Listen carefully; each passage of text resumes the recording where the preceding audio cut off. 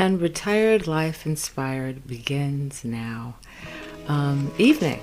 It is in the evening on a Wednesday.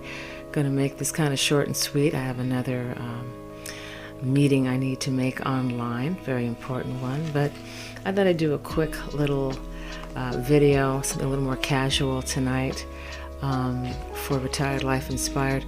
But before we go any further, let us begin with, I bear witness there is no God but Allah, but came in the person of Master Fard Muhammad.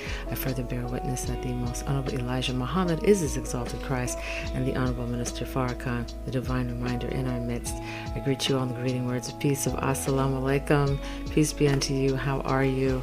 A short and sweet night is what I think we're going to do. Just keep it casual on Wednesdays. Keep it easy and light.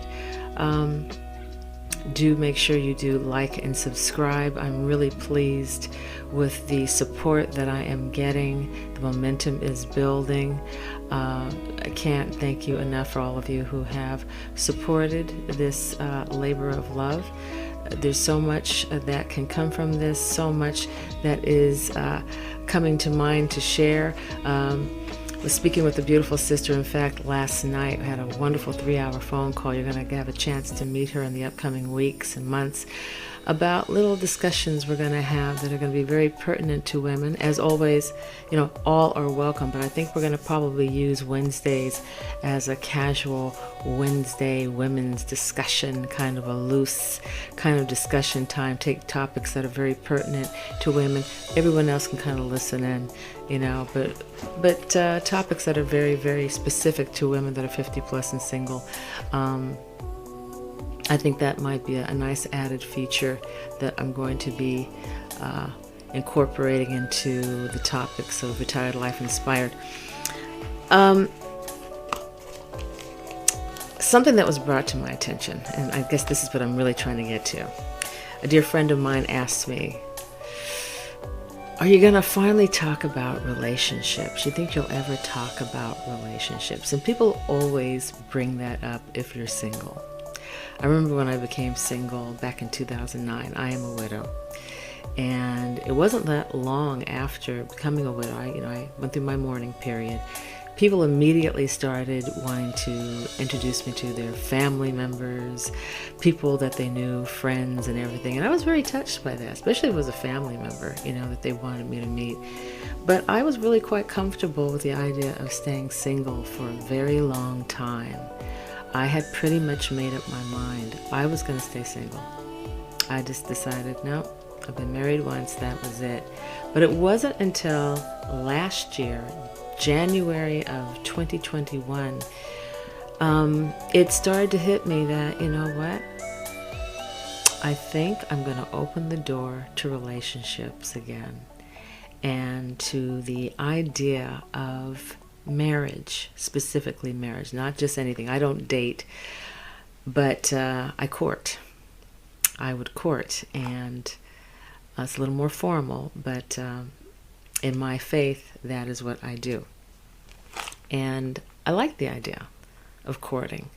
I like the formality with it. It was brought to my attention in a book that I've been reading, that, you know, we get all kinds of licenses and things for driving, and we're tested for things like that. So why not get a license? You know, why not really prepare for marriage? And courtship does that. In fact, I had been asked to court last fall. Someone actually approached me, and I declined. It was a very sweet offer, but I declined.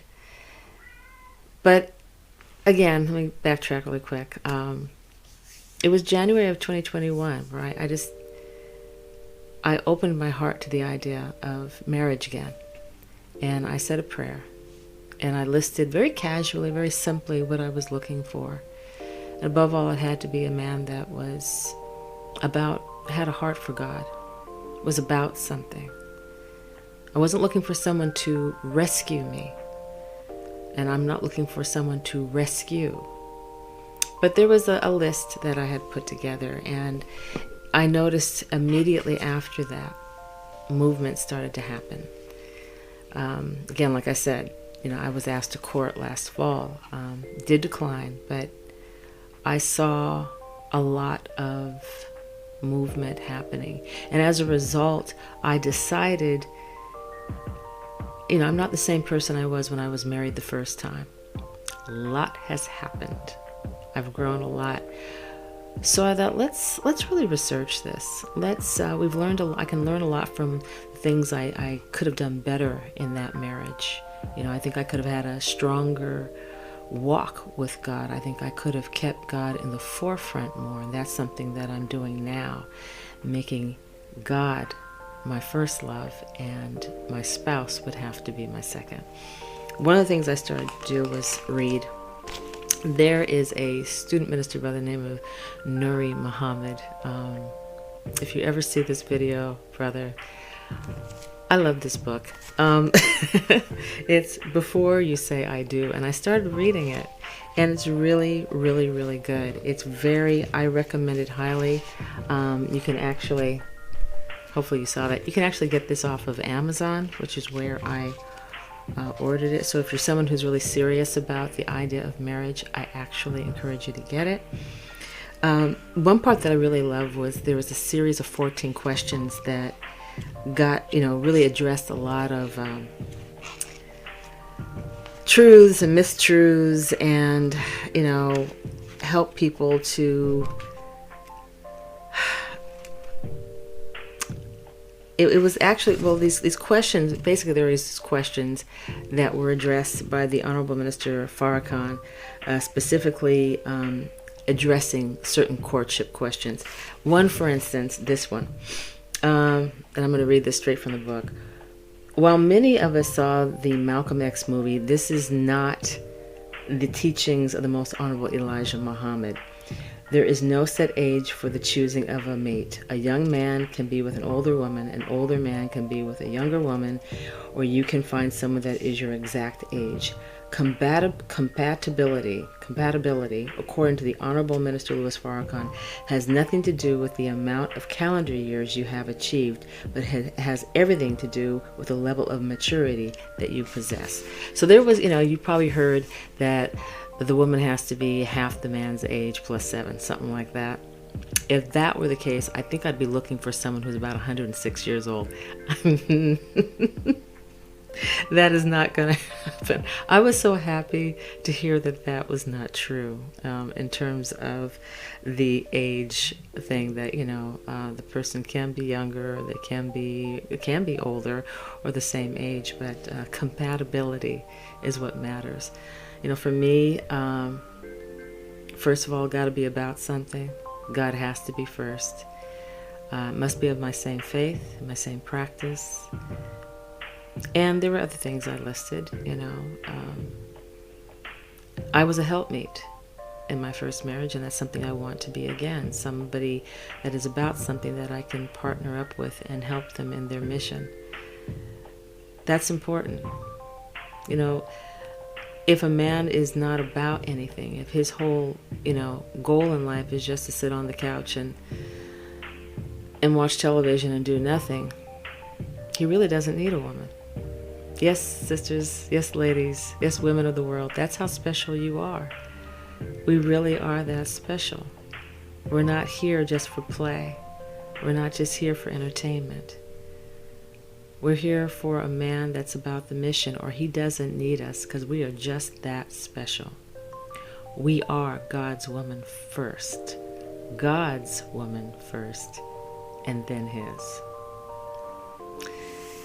That should put in perspective our value right there. So, yeah, we will be talking more about relationships. I will be entertaining that a little bit more, as well as, topics that maybe aren't as heavy, talking a little bit about the emergence of and the popularity of the covered woman, how that's really making quite an impression on people, especially in the fashion world. The being covered is not looked upon as strange. I remember when I started to wear a veil years ago, about 30 plus years ago, people would look at you a little odd. But, since then we've had the burkini on Sports Illustrated.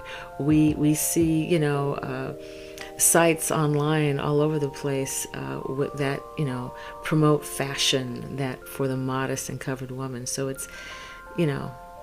it's nothing odd anymore, and that's a good thing. And even women that don't consider themselves like Muslim, like myself, they love the more modest clothing.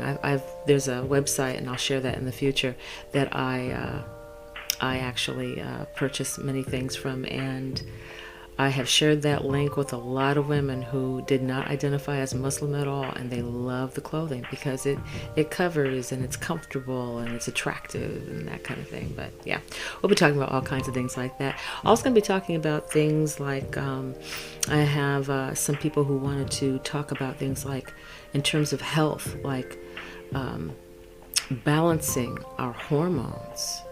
That's something that should be interesting.